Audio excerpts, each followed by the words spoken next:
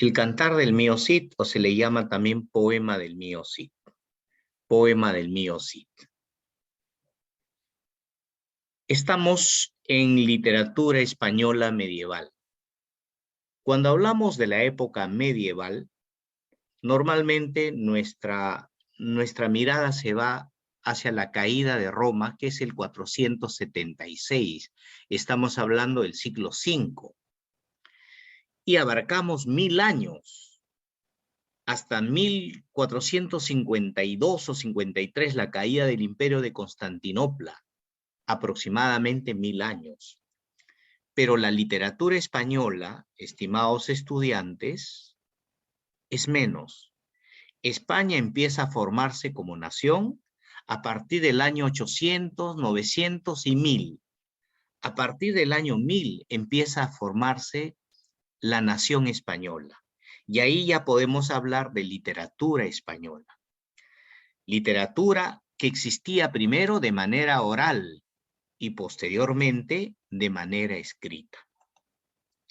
Miren, estudiantes, en el siglo X, estamos hablando del año 900, las primeras manifestaciones de literatura se llamaban las glosas, que eran escritos al costado de los textos, como anotaciones,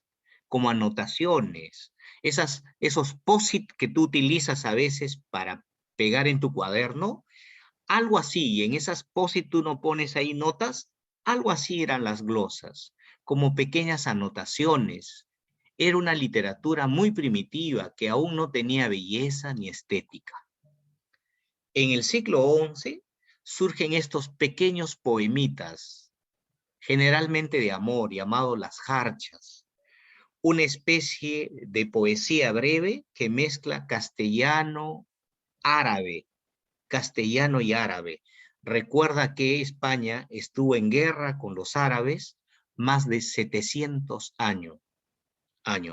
Así que las primeras expresiones en literatura en el siglo XI, en el año 1000, fueron las jarchas, y luego vienen los mesteres de juglaría. ¿Qué era un mester de juglaría? Era un poema ya extenso, pero interpretado por un juglar. Por eso se le llama mesteres de juglaría, cantos hechos por los juglares. Un juglar era un poeta que era también un soldado, pero que iba detrás del ejército. Se dedicaba a cantar. ¿Qué cantaba? Las hazañas de los héroes. Las hazañas de los héroes. Ya estamos hablando del siglo XII. ¿A qué se le llama entonces un mester de juglaría? Al conjunto de poesías de carácter popular que se difundía durante la España medieval. ¿Por quiénes? Por unos hombres llamados los juglares, que eran los que cantaban en los castillos, pero que también cantaban en las batallas para alabar a los héroes. Es acá, en el año de 1140, es en este momento histórico que surge el cantar del mío Cid. El cantar del mío Cid. 1140. Autor anónimo.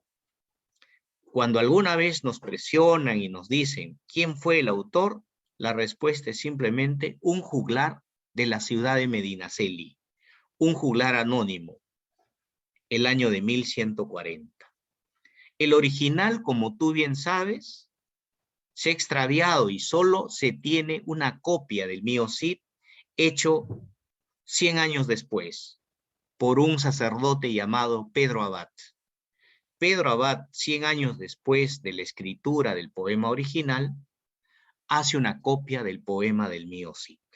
¿Correcto? Y con eso es lo que nos hemos quedado. Pero en el siglo XX, anótalo por favor, en el siglo XX, Ramón Menéndez Pidal, un estudioso de este libro, lo mejora, moderniza el poema del mío Cid o el cantar del mío Cid, basado en un libro llamado Crónica de los 20 Reyes, lo divide en 3 partes recién. ¿Cuáles son esas 3 partes, profe? El destierro, las bodas y la afrenta de Corpes. moderniza su lenguaje y completa las partes que faltaban. ¿Quién fue, profesor, el que hizo esto? Ramón Menéndez Pidal, pero ya en el siglo XX. Moderniza el cantar del Mío Cid. Protagonista principal del cantar del Mío Cid es un héroe histórico que sí existió, Rodrigo Díaz de Vivar. Los árabes le llamaban Mío Cid campeador. ¿Qué significa Mío Cid campeador? Significa mi señor de batallas, señor batallador. Los árabes, los musulmanes lo miraban con mucho respeto. ¿A qué se dedicaba el Cid? A cobrar tributos del rey. A cobrar tributos del rey. Era un hombre respetuoso de Dios, leal, honrado con su familia y sobre todo un valiente guerrero. Tenía esas cualidades, por eso el respeto de los árabes. Cuando hablamos del tema, antes de hablar, por favor, de los personajes, sabemos que el tema es la honra del Cid. La honra del Cid. Es decir, 2 veces lo deshonran al Cid. 2 veces lo deshonran. ¿Sabes qué es la deshonra? Una especie de humillación. En el plano político lo acusan de tomar dinero del rey. La primera deshonra. Y en el plano familiar golpean y ultrajan a sus hijas. La segunda deshonra. Pero si sumamos ambas y nos preguntan, ¿cuál es el gran tema del poema del Mío Cid? La honra. También se le puede llamar el honor. Los personajes, ya hemos visto, el personaje principal es Rodrigo o Ruy Díaz de Vivar. Ruy es una palabra que se utiliza para llamar a los Rodrigos, así como a los José se les llama Pepe. Ruy era una especie de forma diminutiva de llamar a los Rodrigos. Su esposa, segundo personaje, era Jimena, la esposa del Cid. Tercer personaje, Elvira y Sol, sus hijas. Luego está Diego y Fernando, los infantes de Carrión, esposos, los primeros esposos de las hijas del Cid, cobardes porque golpean a sus esposas. El quinto personaje es el conde García Ordóñez, enemigo del rey, un feudal al que el Cid le había ganado en 2 batallas. Inclusive le cortó la barba, y en esos tiempos que te corten la barba era una ofensa. Por eso le tenía cólera el conde García Ordóñez. Y sabes, alumno, ¿quiénes eran sus sobrinos? Fernando y Diego. Más adelante te vas a dar cuenta por qué los sobrinos golpean a las hijas del Cid. Siguiente personaje es Alvar Fáñez Minaya, sobrino del Cid y su mano derecha, como especie de capitán de su ejército. Alvar Fáñez, ¿no? Alvar Fáñez. Luego Raquel y Vidas, 2 judíos que tenían mucho dinero, al que los sobrinos del Cid engañan. Abel Garbón era un rey moro. Martín Muñoz, Muñoz Gustios eran, y Pedro Bermúdez eran los sobrinos del Cid. Los sobrinos del Cid. Luego está Ramón Berenguer, un moro al que el Cid derrota y le quita la espada colada. Acá está mal escrito, colada debe ser. Entonces, en resumen, los sobrinos del Cid eran Pedro Bermúdez, Martín Antolínez, al que le llamaban el burgalés de pro, y luego tenía Muñoz Gustios, el escudero principal. ¿Correcto? Bien. Las espadas, recuerden, las espadas que ganan los árabes, que eran unas espadas hermosas, se llamaban tizona y colada. Colada se lo gana al rey Ramón Berenguer, era un moro, y la espada tizona al rey Búcar de Barcelona. Sabemos ya el tema y nos vamos ahora al primer cantar. Es un poema dividido en 3 partes. La primera parte nos cuenta la historia del destierro del Cid por el rey Alfonso VI. Lo que sucede, alumnos, es que uno de los enemigos del Cid, que ustedes ya saben quién es el enemigo del Cid, ¿No es cierto? El enemigo del Cid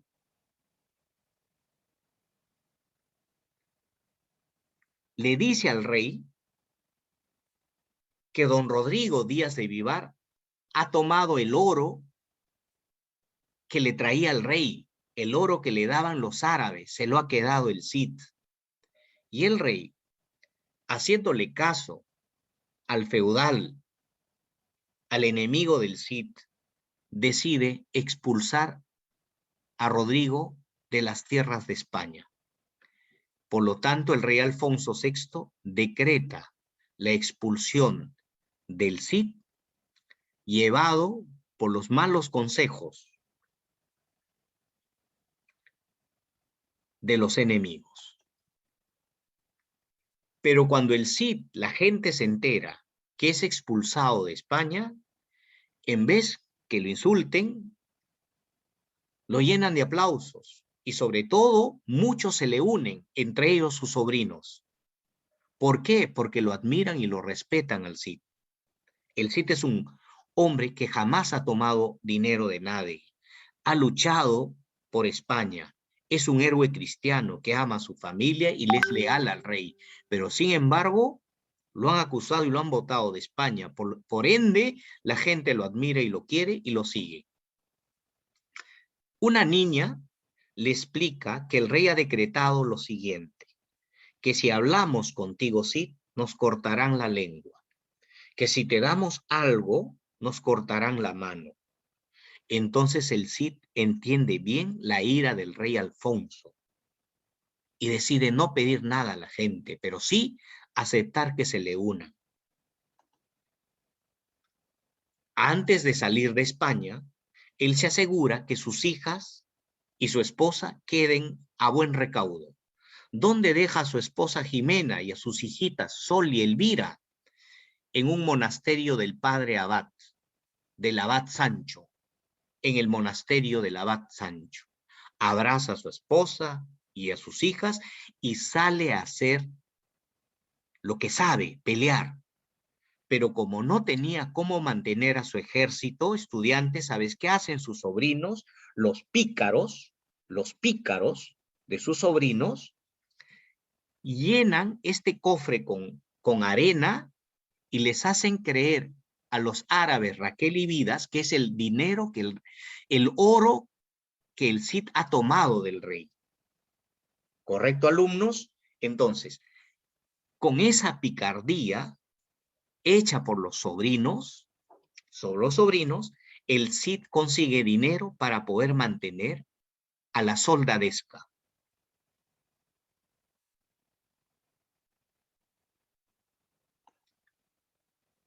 Toma la ciudad de Castejón y Alcócer, que estaba aún en poder de los árabes. Y después de conseguir ingente cantidad de oro, ¿qué hace, estimados estudiantes? Se lo envía de regalo al rey, a la ciudad de Castilla, al rey Alfonso, que lo ha desterrado de España. Ahí termina el canto número 1. En el canto número 2, cuyo nombre es Las bodas de las hijas del Cid, siguen sus batallas don Rodrigo Díaz de Vivar y esta vez toma la ciudad de Valencia. Toma la ciudad de Valencia y también logra retener gran cantidad de oro y le envía regalos al rey. Al rey que lo ha expulsado, acusándolo de ladrón. Entonces, no solo el Cid le envía regalos, sino que también hace un acto noble, que es establecer iglesias en tierras musulmanas, es decir, establecer la cristiandad en un pueblo que era eminentemente católico y cristiano y que estaba luchando contra los árabes. Eso le causó buena impresión al rey, de tal manera que el rey permitió que el Cid, después de más de un año, volviera a ver a su esposa. El Cid abraza a Jimena y a sus hijitas Sol y Elvira. después de haber hecho llegar grandes cantidades de riqueza al rey. Pero el rey, no contento con que el Cid se encuentre con su esposa y sus hijas, decide un encuentro con el Cid a orillas del río Tajo. El rey, el rey lo recibe y el Cid, como es un vasallo del rey, se arrodilla ante el rey. Y el rey le dice: Cid, he tomado malas decisiones, pero esta vez es para tomar una muy buena decisión: hacerte noble. Ya nunca más vas a ser mi vasallo. De ahora en adelante, Rodrigo Díaz de Vivar, eres noble. Toma la espada y se lo pone sobre la cabeza. Ese es el ritual para hacer noble a una persona. Y le da riqueza y comparte la riqueza y le da tierras. Ahora, Rodrigo Díaz de Vivar ya no solo es un soldado, sino es un noble que tiene riqueza y ha sido perdonado por el rey a orillas del río Tajo. Y de pronto se le presentan dos pretendientes a las hijas, los infantes de Navarra, los infantes de Carrión, Fernán y Diego González. Fernán y Diego González, ¿no? Se presentan con cierta dote y piden las manos de Sol y Elvira. Y el rey le pide al Cid que les conceda la mano de sus hijas. Y como el Cid ve al rey como una especie de un padre superior, como una especie de... le es leal al rey, decide dar a sus hijitas Sol y Elvira para que se casen con los infantes de Carrión.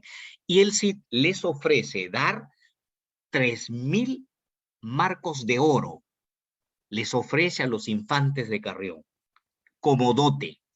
Tú sabes, alumno, que antes era una costumbre de entregar dote en el momento del matrimonio.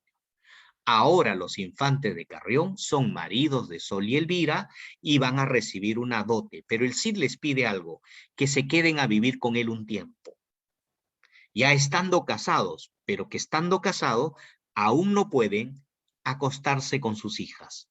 Bajo esa premisa, los infantes de Carrión se quedan en la casa de Rodrigo Díaz de Vivar. Y ahí termina el segundo canto. El tercer cantar, estimado estudiante, se inicia dando muestras de la cobardía de los infantes de Carrión, Fernán y Diego.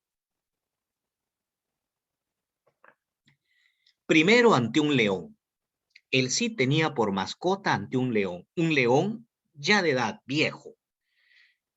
Y un día la jaula se abrió y salió el león y los encontró desprevenidos a los infantes.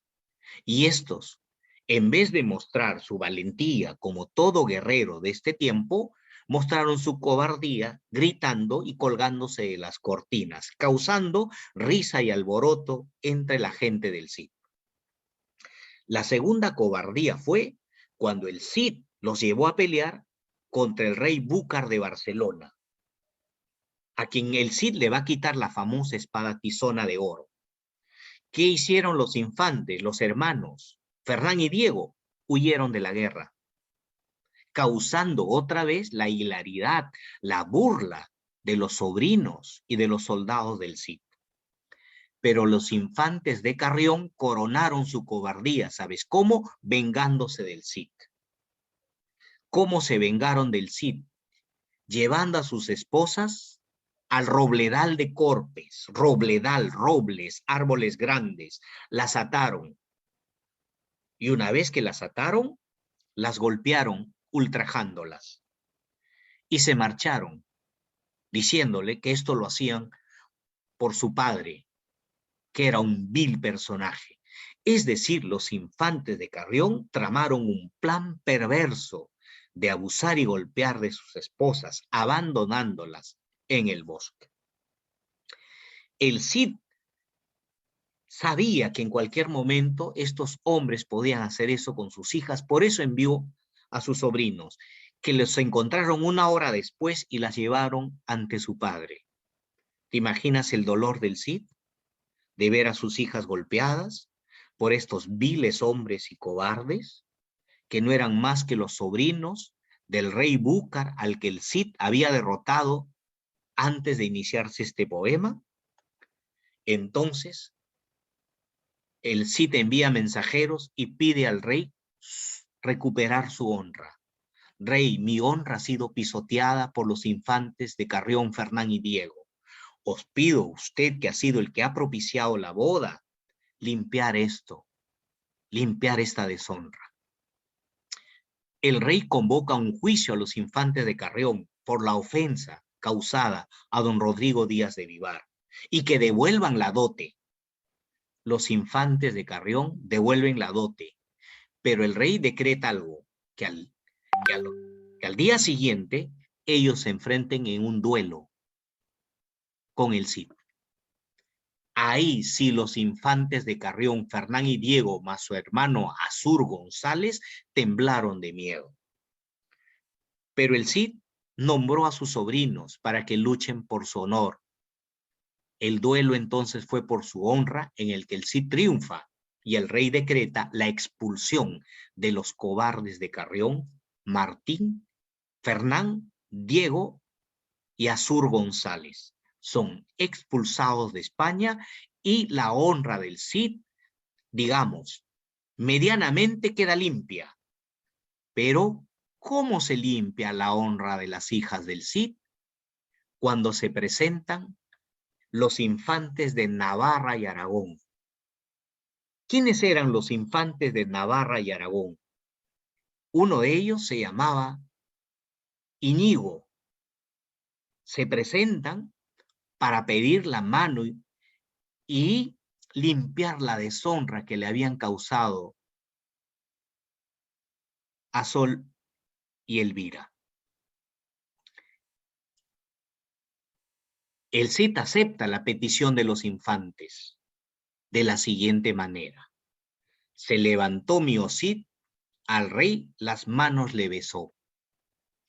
Dado que os place mi consentimiento, doy yo, señor. Entonces dijo el rey, Dios os conceda con ello buen galardón.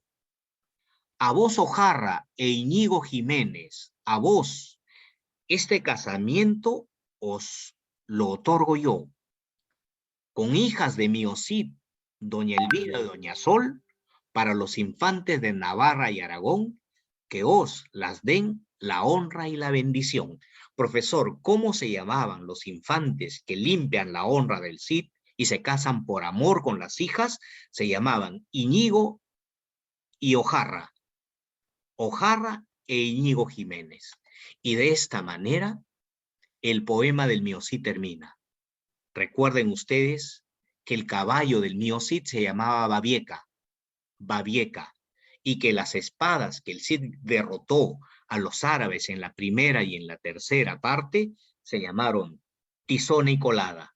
Colada se la ganó a Ramón Berenguer y Tizona al rey Búcar de Barcelona. Y con esto, estimados estudiantes, hemos terminado el poema del Mío Cid.